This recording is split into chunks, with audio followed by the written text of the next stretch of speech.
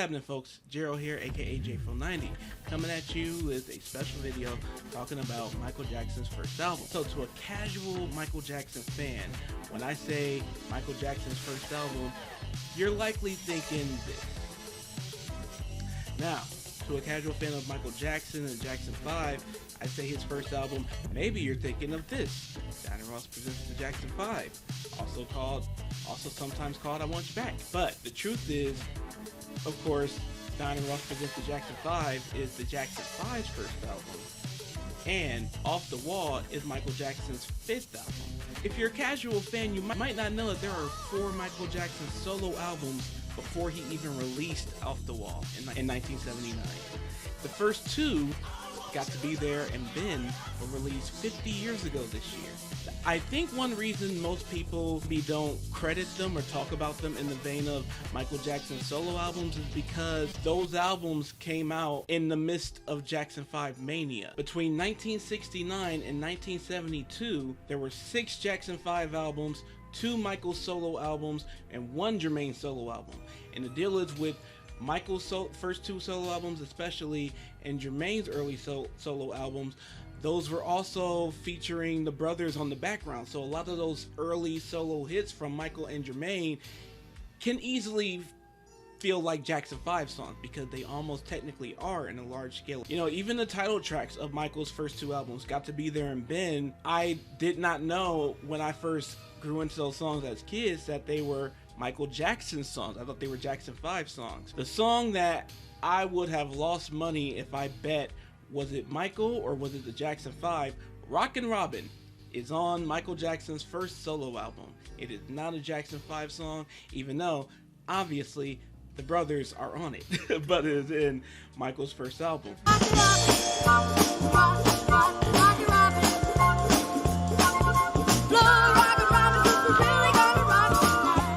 A little thing about me, I've kind of mentioned it in one of my Michael reaction videos.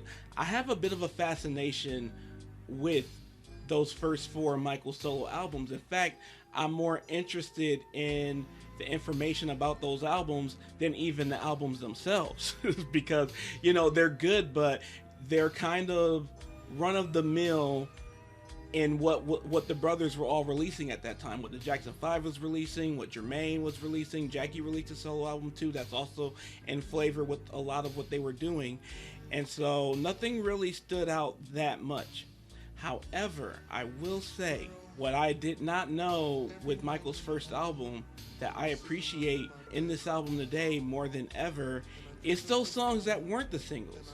You see, like I said, we know I Want to Be Where You Are, we know Got to Be There, we know Rockin' Robin, but he has some real good R&B on this album, and it sounds like the sound still can lend itself to being Jackson 5 type songs, but for Michael's songs it is a different style than the albums that they were putting out earlier.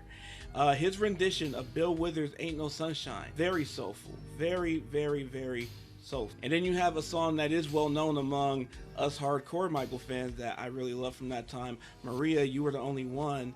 You know, it's very eclectic. I love his cover of Carole King's You Got a Friend. That's one of my favorite songs in general, and I feel like his cover added a special element. Coming from a kid, sweet innocent kid's voice really added a special touch to it. One of my favorite songs though that I have to mention is Girl Don't Take Your Love From Me. This song is one of my favorites because little Michael is singing his face off throughout the entire song. Don't take your love from me.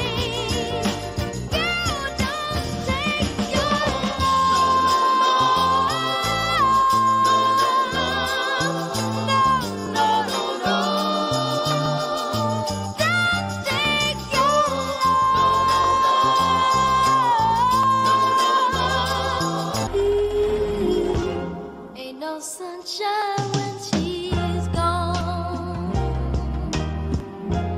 There's not one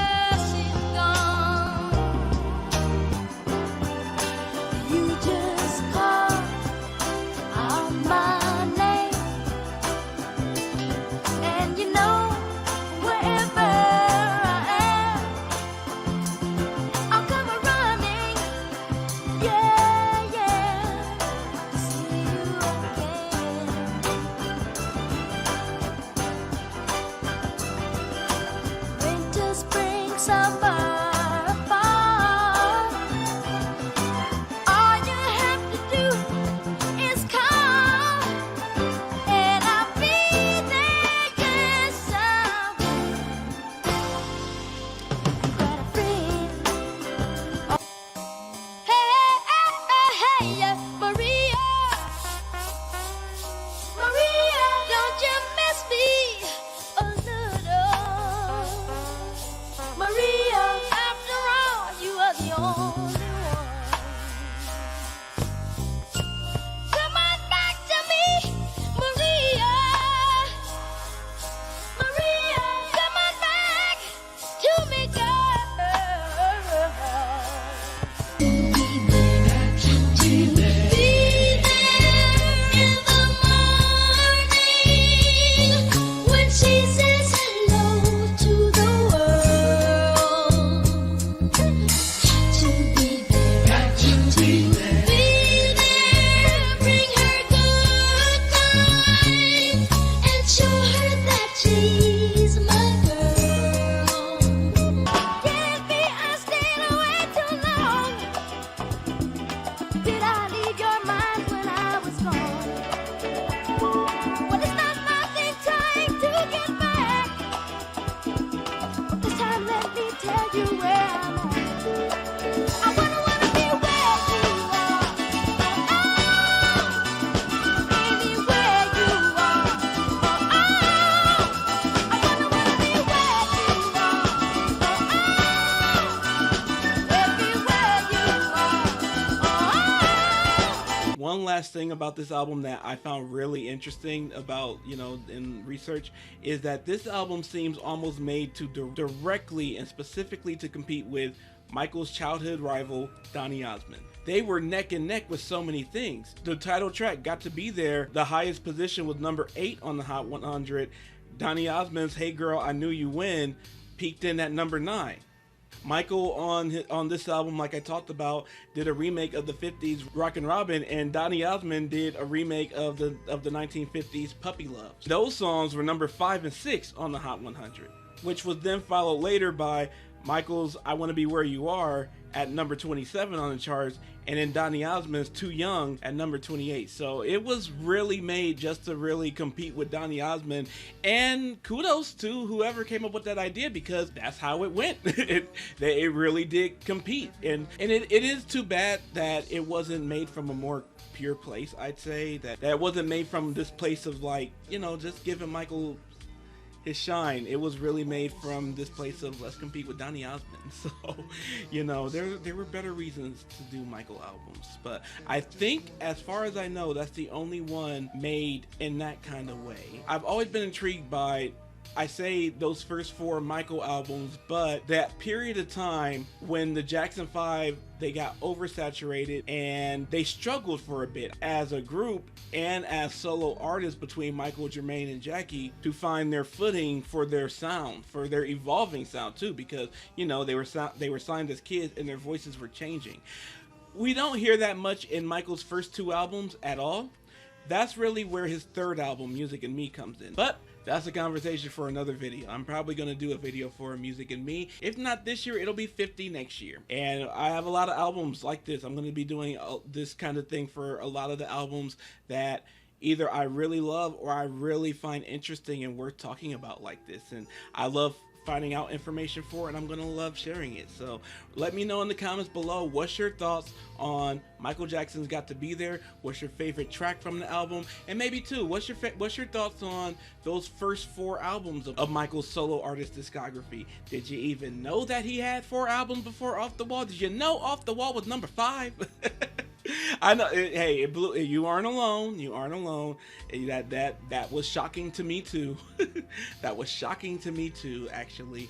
So I'm excited. I can honestly say, like I said, I don't know. I'm debating if I'm going to do a spotlight video for Ben, but I can definitely say I'm going to be doing a spotlight video for Music and Me, his 3rd album, and his 4th album, Forever Michael. There's also a shelved album in there that's pretty available that Motown released 10 years later. It was supposed to come out in 1974, but it was released because Thriller in 1982 blew up the world, so Motown was like, well, we want some of that. We had Michael Jackson first, so they remixed his shelved 4th album and released it in 1984.